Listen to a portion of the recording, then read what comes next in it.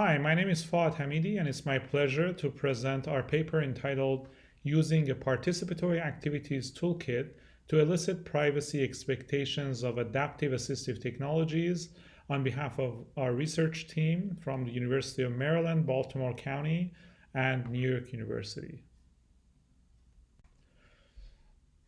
I'll start this talk with an introduction, followed by a description of the privacy aspects of adaptive assistive technologies, followed by a description of our methods and findings, and finally ending with a discussion and conclusion. We're increasingly becoming reliant on online software applications that collect our data. These include obvious examples such as search engines and social networks, as well as other applications such as video conferencing tools that we're, for example, using in this conference, and also assistive technologies that are designed for people with disabilities. Many of these technologies are not only convenient, but necessary for us to get our work done, stay connected with friends and family, and in general participate in an increasingly hybrid virtual, physical, human experience. While these technologies can be extremely useful and collecting data may provide them with improved functionality, they may also expose users to privacy and security threats, threats that are often not well understood by end users, especially if they have limited technical experience or expertise. A key research question is what are the expectations and preferences of end users towards the privacy characteristics of adaptive and personalized technologies that collect user data. In this work, we're specifically looking at adaptive assistive technologies, or AATs. These are technologies designed for people with disabilities that monitor user performance and dynamically change their functionality to provide assistance and improve usability. As an example AAT, we developed a prototype that monitors a user's pointing activities, and when missed clicks are detected, increases the size of the cursor. The cursor takes the shape of a bubble, which makes it easier to click smaller targets. This slide shows the Web4All website with a bubble cursor with increased size to make it easier to click a link. Another example of an AAT is a typing assistant that may monitor typing performance and provide assistance when errors are detected. With respect to these systems, we wanted to investigate what are end user expectations and preferences of what types of data they collect, who is this data shared with, and how is it used. However, in previous research, we found that the key challenge in answering these questions is that reflecting on privacy characteristics of software applications can be difficult and overwhelming for non-technical users. Therefore, participatory tools are needed to elicit the privacy perspective of diverse end users. We developed a participatory elicitation toolkit that consisted of several paper elements. These included a series of cards representing different adaptive assistive applications, such as the examples I described before. Another series of cards representing data types, such as pointing data, typing data, or search queries. A series of cards representing third parties, such as family members, medical staff, and private companies. And a series of paper strips representing different privacy policies, such as HIPAA, GDPR, and others. Participants could also add new cards to any of these categories. As you can see from the picture, the cards were printed in different colors. We also included a chart for organizing these cards. A wheel of emotion, which was a visualization showing different emotions to help participants describe how they would feel if their expectations were not met, and a detailed protocol for systematically using these elements in semi-structured interviews.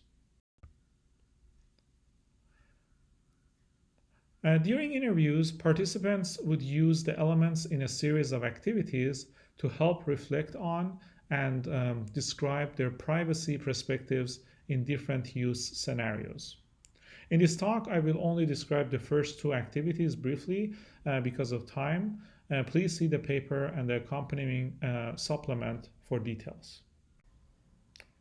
In the first activity, participants were asked to imagine using an adaptive assistive technology and categorize data cards based on what they expected the application to collect.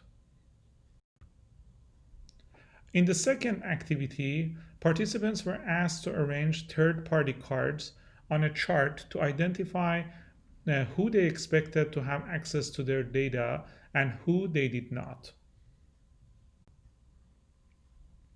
We conducted a user study with 6 older adults with essential tremors who had difficulty using pointing and typing devices to access the web. We used the Toolkit to ask them about their privacy perspectives towards 2 types of adaptive assistive technologies. One focused on supporting pointing and another focused on supporting typing. Okay, now I'm going to get to our findings.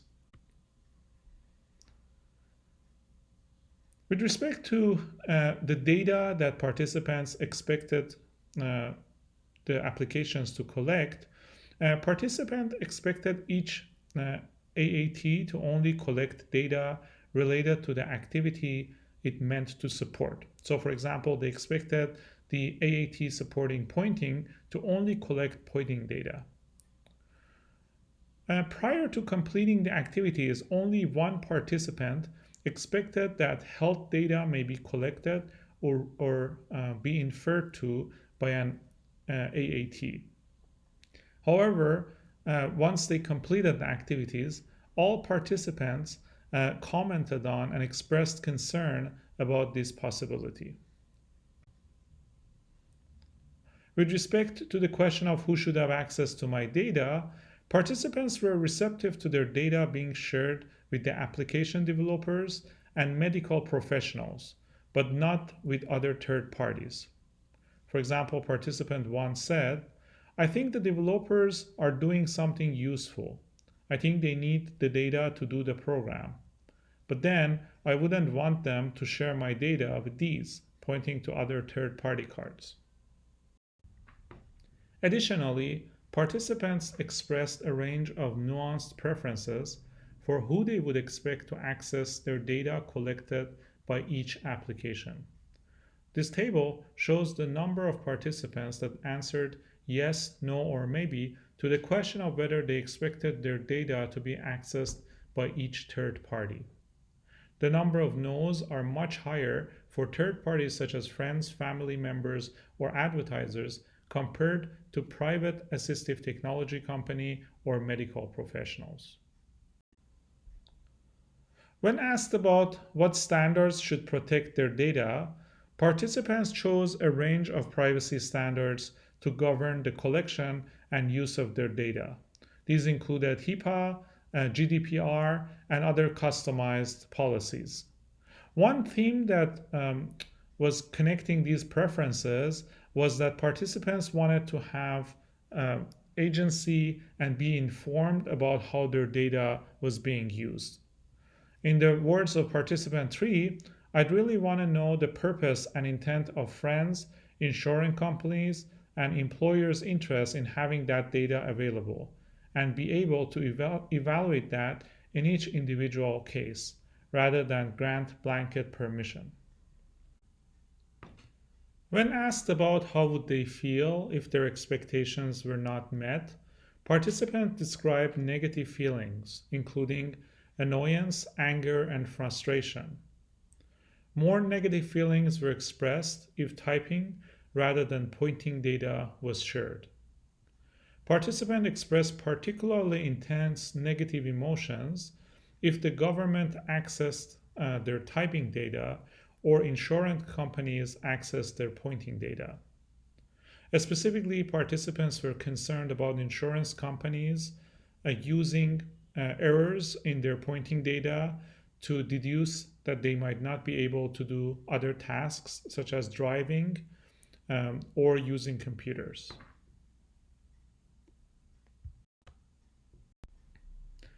Okay, so now let's discuss the findings. First, these results show that the toolkit was effective at eliciting detailed responses about privacy preferences and expectations, and helping participants reflect on privacy trade-offs. Having said that, some of its components, such as the wheel of emotions, was harder to use than others and can be improved in future iterations. Second, our findings highlight that end users of AATs may be unclear about the premise under which personal data is collected. In other words, it's often unclear whether AATs are productivity or accessibility tools, or both. This ambiguity is problematic because it can lead to privacy threats. For example, most of our participants expected their data to be only used to improve system functionality for themselves or others with similar conditions, and were okay with sharing their data under this premise. However, they were unpleasantly surprised to learn that this data may be used for other ends, such as advertising. Finally, participants had detailed privacy preferences that changed over time. We recommend that this dynamic nature of user preferences be taken into account when designing adaptive assistive technologies. For example, by continuously providing the options to users to change their settings during application use. Going forward, we're adapting the toolkit to ask other populations, such as youth employees using communication tools in the workplace, to understand their privacy expectations and preferences. So far, we found it a powerful and flexible tool for facilitating these types of conversations. With that, I would like to thank you very much for your attention, and I would be happy to take questions.